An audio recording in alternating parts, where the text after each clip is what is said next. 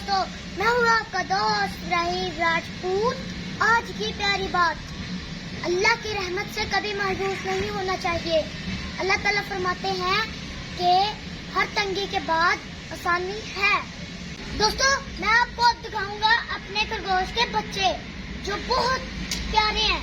अभी मैं लेके आता हूँ अपने खरगोश के बच्चे।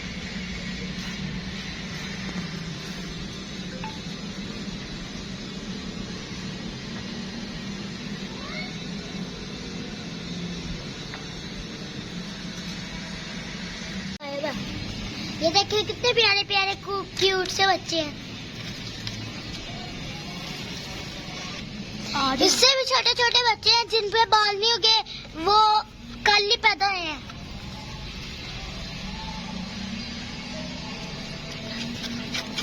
दोस्तों, ये बच्चा जो है ना, ये 15 दिन हो गए थे और ये जो है ना, इसको कल ही हुए।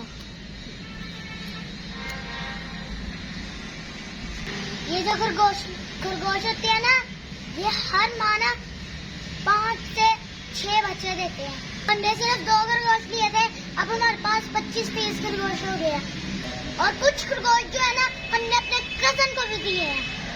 तो दोस्तों, आपको मेरे खरगोश के बच्चे कैसे लगे?